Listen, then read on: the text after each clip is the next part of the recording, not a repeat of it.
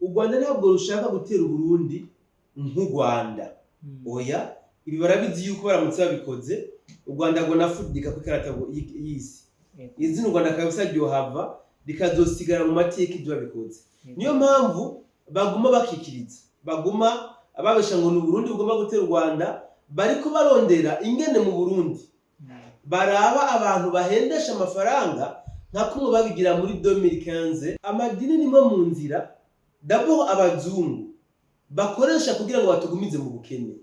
Iyo abantu bashaka batahura amadini nimwe mu nzira abazungu n'ubu bagikoresha kugira ngo batugumize mu bukene. Warashika muri korona tugume no mu bukoroni. Ibi abantu benshi ntabyo babona. Turetse n'ibyo rero ni yindi nzira wanashaka ibihugu by'abazungu nabyo nyene bikoresha mu kugira ngo bikomeze kudutata. Nuko ni inzira bacisha mu ntasi zabo. Mpamvu rero bagomba kubuza amahoro igihugu cy'u Burundi, kuko barazi ko igihugu cy'ubundi kibuza amahoro naba abanyarwanda bahunze nta nguvu bazosubira kugira zo kugira ngo bibohore kandi babohore n'abanyarwanda bene wabo.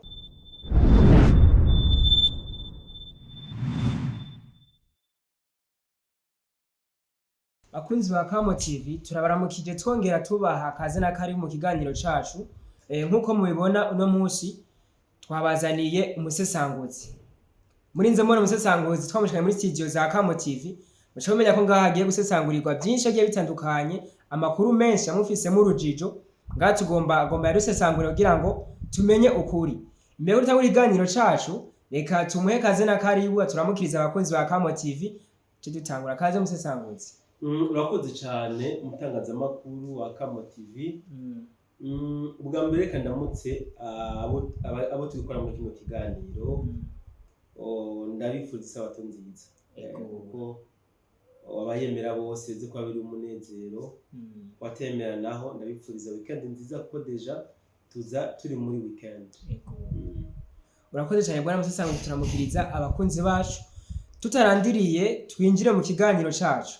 Bwana musesanguzi, amakuru y'ubutasi aravuga ko u Rwanda rugomba gutera Burundi. Ariko tubona neza ko u Rwanda ruko rugenda rwagiriza u Burundi ko u Burundi rugomba gutera u Rwanda. Bwana musesanguzi, ivyo bintu bimeze gute? Kumenga biri mu rujijo. Mu bisanzwe ni biza ko abantu batahura ko akarere kacu kari mu ntambara. Akarere kacu kari mu ntambara, novuga intambara z'uburyo bwinshi. Usibye ko abantu benshi umuntu avuze ko hari intambara bakubwira ko atagwamo bw'amasasu bumva, atabiturika bumva. Mugabo kugira ngo hari indi havuga amasasu n'amabombe nuko intambara iba yatanguye kera. Harabanza intambara za diplomasi, hakaza intambara z'ubutasi, hakaza intambara intambara guerre médiatique. Ibyo nibyo bibanza. Intambara ziriya z'amasasu n'ibiturika biza inyuma y'izindi zose. Rero kumva ko u Rwanda ubu ruriko rwagiriza ubundi ko ari bwo bugomba kubutera, ibi ntabwo novuga ari bishasha. Si bishasha, sinagaseseshwa rumuri, kuko igihugu cy'u Rwanda si ubwa mbere kizuba kinagerageje gutera Burundi, kandi ibihitangabo byose cyagi kigerageza gutera Burundi cabanza kwagiriza ko ari Burundi bugomba gutera Rwanda. Uyu ni umugambi novuga wateguwe neza, bahejeje novuga kuwunonosora, hasigaye ko bawushira mu ngiro. Abo gusa umuntu yoca yibaza ati mbega ni kubera iki u Rwanda isi yose isanzwe izi ko rugomba gutera Burundi mugabo rukarimba ko ari abarundi bagomba gutera u Rwanda? Ico nico kibazo umuntu yoca yibaza. Mu bisanzwe impamvu u Rwanda ruvuga ko ari Burundi bugomba gutera u Rwanda kandi ari bwo rugomba gutera u Burundi, impamvu ya mbere ni yuko rugomba kuzorema abantu basa n'abateza umutekano muke mu Rwanda, bitwe ko ari abarundi, wanashaka abantu bashobora kwitangaza amakuru, hanyuma u Rwanda bwitwe ko ruje kwivuna mu Burundi. Ngira ngo muravyibuka mu kwezi twahejeje aho Rwanda rwasohoye amadeclaration ruvuga ko hariho abarundi bateye u Rwanda mu mwaka w'igihumbi kimwe nako mwaka wa 2017 no babivuze ngo rero ngo ruko rondera ubutungane ibintu byabaye muri 2017 baje kurondera ubutungane muri 2026 inyuma y'imyaka 9 deje donc aho hose bari kubarondera impamvu bari kubarondera ico tuma bashobora kuba gutanguza akajagari mu Burundi. Ikindi novuga u Rwanda ntabwo rushaka gutera u Burundi nk'u Rwanda oya ibi barabizi yuko baramutse babikoze u Rwanda ngo nafudika ku karata y'isi izina u Rwanda kabisa ryohava rikazosigara mu mateka ibyo babikoze niyo mpamvu baguma bakikiriza baguma ababesha ngo ni Burundi bugomba gutera u Rwanda bariko barondera ingene mu Burundi baraba abantu bahendesha amafaranga nka kumwe babigira muri 2015 baniyo mbari bakagwa mu mutego batari bazi abawuteze ubundi buryo novuga u Rwanda ruriko rushaka gutera mu Burundi kandi ni nabwo buryo wanashaka bugaragara ko bagomba kubikoramwo abantu benshi banazi nugushira inguvu mu muhari witwaje ibigwanisho u Rwanda nyene ubwabo baremye witwa Red Tabara. Red Tabara ni umuhari wabitwaje ibigwanisho wavutse nyuma ya 2015 aho ijya kudeta iburijwemwo ni n'umuhari wanashaka ubwiriyemwo abantu bo mu bwoko bw'abahutu gusa mu nzego zo hejuru abahutu ntabarimwo ni bake cyane mugabo mu ba homme de troupe ugwiriyemwo abahutu uyu muhari rero niwo leta y'u Rwanda igomba kwifashisha mu kuzokwerekana yuko ari abarundi bateye u Burundi ni ukuvuga ari abarundi bacanyemwo n'abarundi mugabo u Rwanda arigo rwabahaye ibigwanisho ndetse rukabatiza n'abasirikare ibi rero u Rwanda uburyo rugomba kubikoramwo nubu ngira ngo mamaze iminsi muri ko mwumva yuko igisirikare cy'u Rwanda kiriko kiragwiza abasirikare muri Kamanyora bari abasirikare kiriko kirashira muri Kamanyora ni kugira ngo bagerageze gufata Uvira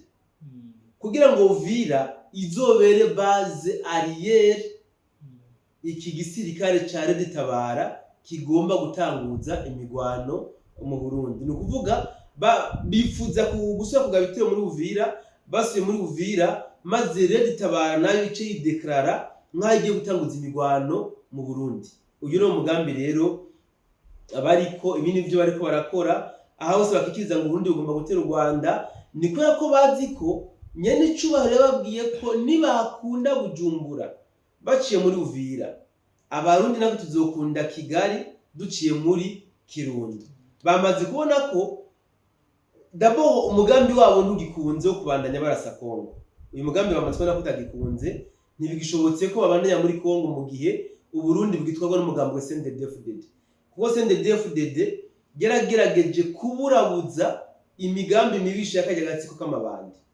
CNDD-FDD geragerageje kwigomeka ni kuvuga ikeneye ko akarere kabamwe amahoro akarere gatekanye nabo akarere gatekanye baba badatekanye rero bakeneye kubanza kugerageza kuraba ko bokuraho system ya CNDD-FDD nubwo bazi ko bidakunda kuko barabizi bazi ko bidakunda mugabo bagomba kugerageza barabe ko system boyikuraho gutyo bashobore kubandanya imigambi yabo muri Kongo ni mwe ntumbero rero bari kubagerageza gusotora Burundi banabesha ko hari umugambi wo Burundi ugomba gutera u Rwanda kandi ari bafise umugambi wo kudestabiliza u Burundi. Ego bwana Musesanguzi tukiraho nyene naringeze akabazo k'amatsiko turumva neza ko u Rwanda gwamye rugambire gutera u Burundi kuva na kera kuva kera cyane ego bitigeze bikunda none bwana Musesanguzi u Rwanda gwa rufise inyungu yahe gutera u Burundi ni yahe inyungu rubizigama ikintu ngotahura nuko u Rwanda nari nameje kwivuga ntirutekana ibihugu biruzengurutse bitekanye kubera ko u Rwanda agatsiko karongo u Rwanda si u Rwanda gose nakagwi ka FPR Inkotanyi bariya batwaza umukazo, nta bwigenge baha abenegihugu. Ni ukuvuga abenegihugu b'Abanyarwanda nta kwishyira no kwizana bafise, ntibibaho.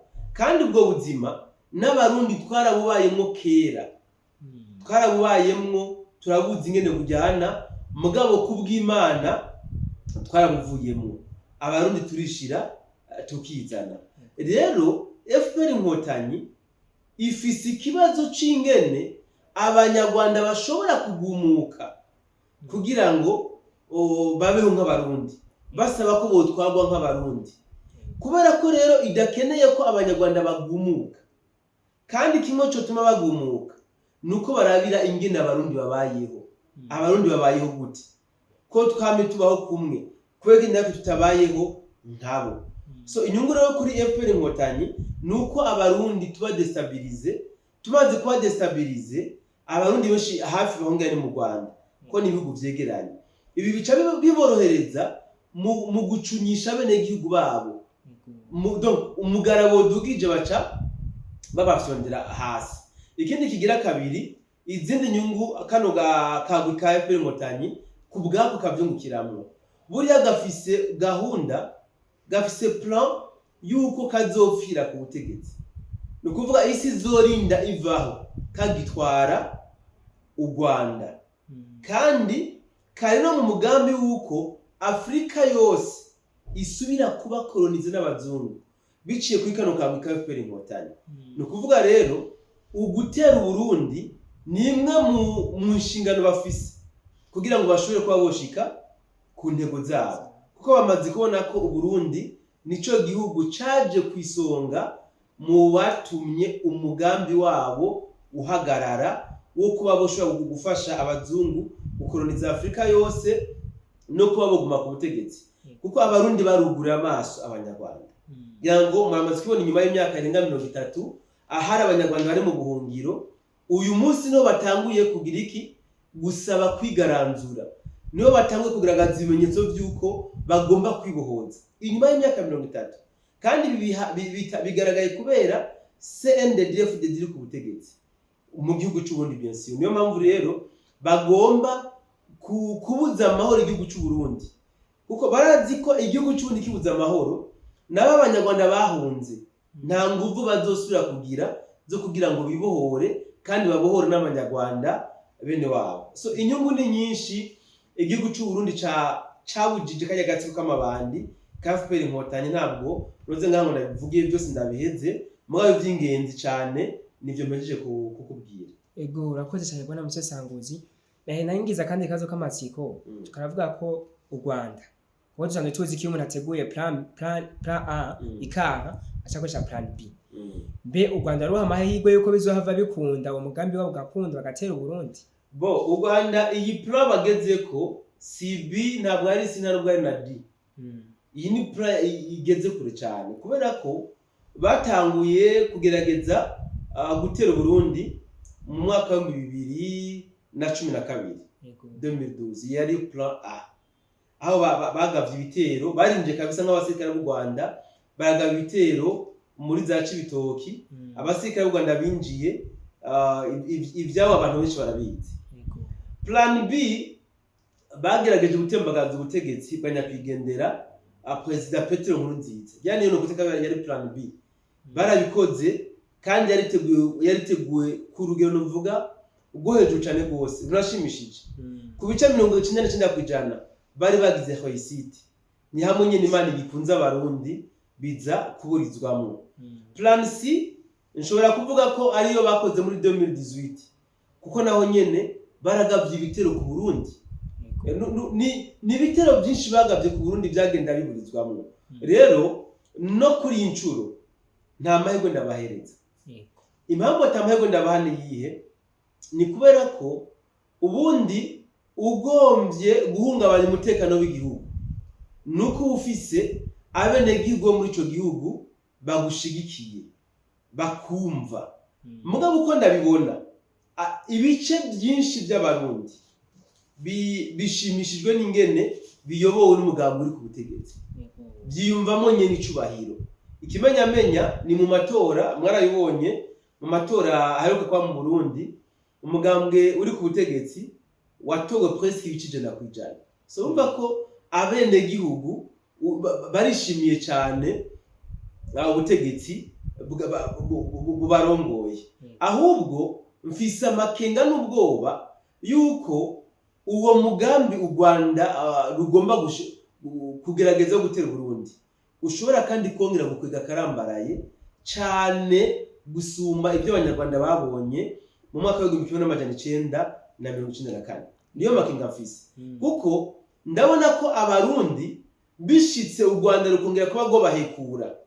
Ndahamya ko abarundi kabisa kwivuna n'agashavu karenze ku buryo ushobora gusanga abanyarwanda benshi babigiriyemo ikibazo ku rugero utiye n'ubwoba. Rero amahirwe ndabaha ni make cyane gose, ni make cyane gose ko bashobora gushika kuri uwo mugambi. Bona musesanguzi twegereza ku musozo w'ikiganiro. Tumaze iminsi tubona mu biganiro maze iminsi ukora ari ama commentaire ariko agenda yigaragaza ari menshi, agenda agaruka yisubiza mu biganiro kurakora. Bagenda bavuga ko woshobora kuba umuhakanyi mu by'amadini. Nibanye n'ibiganiro maze iminsi ukora uvuga ku by'amadini, abantu benshi bashagenda bakomanta bavuga ati bwana musesanguzi twamaze kubona uruhande arimo n'umuhakanyi. Ivyo navyo bimeze gute bwana musesanguzi? Nakuze numva bavuga ngo ngiyute yibuye mu bibwa. Ibibweje nivyo uba wagemye. Nivyo uba wakubise kubika kabisa bigafata. Ubundi abantu baracafata amadini ukutariko. Abantu bafata amadini nkaho umenga niyo nzira yonye nishoboka kuba yoshikana abantu kugakiza. Hariho n'amadini menshi nashaka yigisha ko utayarimwo utazopfa ubonye ijuru. So nukuvuga amadini abanyepolitike benshi baramaze kubona ko abantu ubahendeye mu idini ubu bashoboye kabisa batavayo ubu bashikanye indani. So rero niyo mpamvu akenshi yo mariko ndavuga amadini je mvuga ibintu mbafisiye ko experience, mvuga ibintu mbamaze kubonesha n'amaso yanje. Yego sebe hanye ibyo mbamaze kumva mugabo ibyinshi ibyo mbamaze kubona. Je ndaza abantu benshi bafiriye mu madini. Yo mvuze gupfa bapfuye mu mutwe. Ugasanga umuntu ni umugabo afise umuryango agomba gutunga, si pasitori mu iryo shengero, mugabo ugasanga uwo muntu amaze indwi yose atonda mu idini.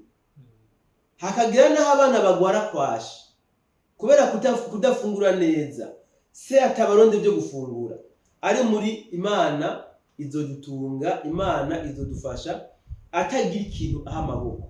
Urumva rero umuntu nk'uwo kumubwira ngo Imana yavuze ngo genda guce kanaka, abifata nkaho ari ukuri kudateye amazi. Kuko urumva yaramaze kononekara mu mutwe.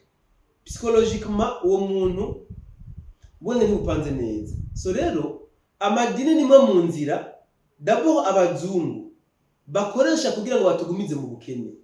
Iyo abantu benshi ntabyo batahura.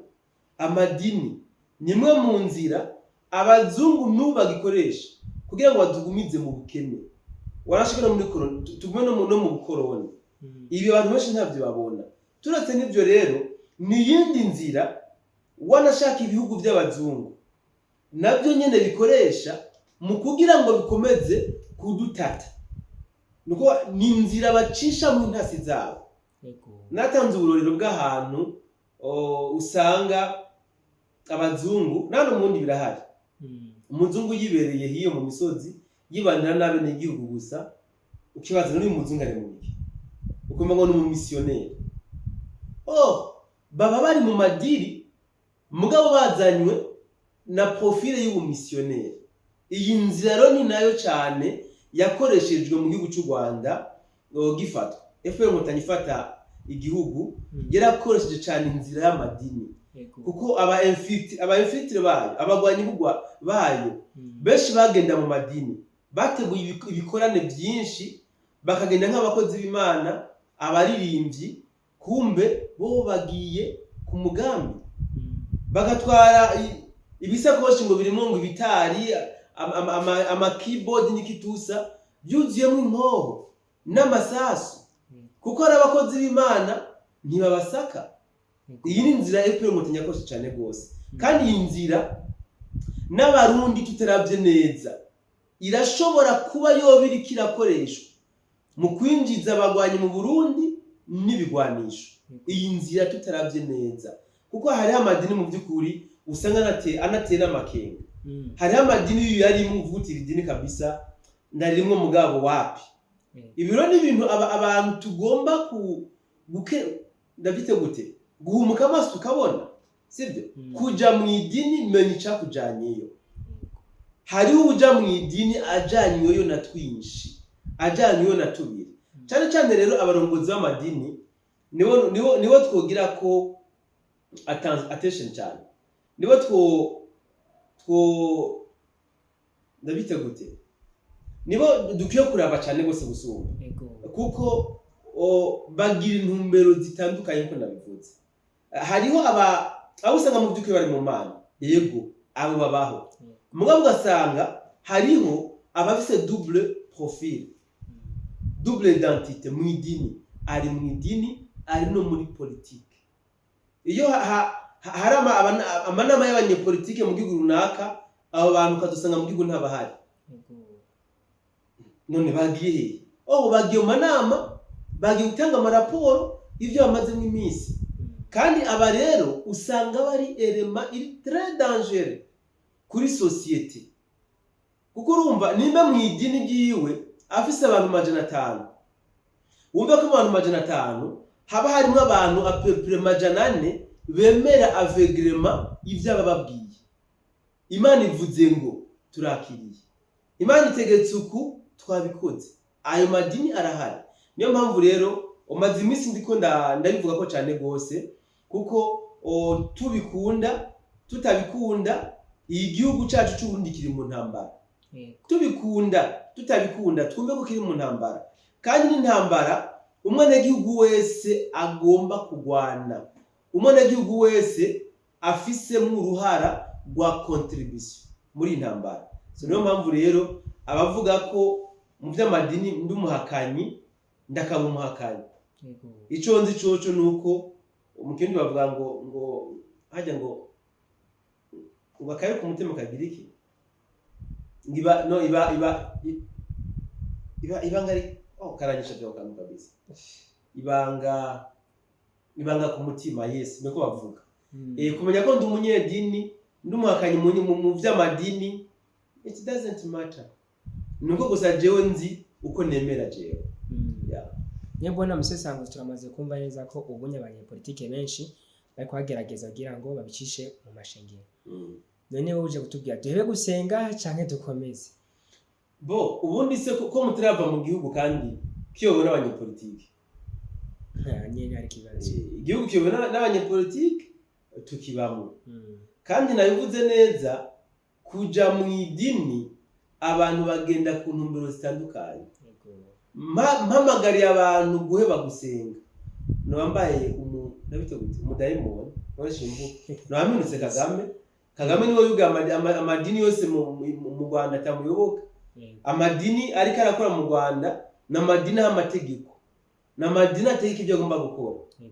Sino ntabwo nobuza abantu gusenga, abantu nibasenge warashika baje muri aba madini nyene kuko ariko ukwemera kwabo kubategeka mugabo hari abifashisha ry'amadini nyene kugira ngo bahungabanye umutekano w'igihugu. Bwana Musesanguzi urakoze cyane tushaze byinshi katugushimira cyane gose. Nanjye ndabashimira. Tumwe dushimire n'abakozi ba Kamo TV bo babanye nacu kuva ku ntango z'ikiganiro gushika ku iherezo ryacu. Tubasaba kwa bamusangiza zino nkuru henshi yashoboka kugira ngo n'abagenzi banyu baze baramenya ukuri kuzuye. Reka tubashimire tubabwira ati naho utaha mu bindi biganiro murakoze.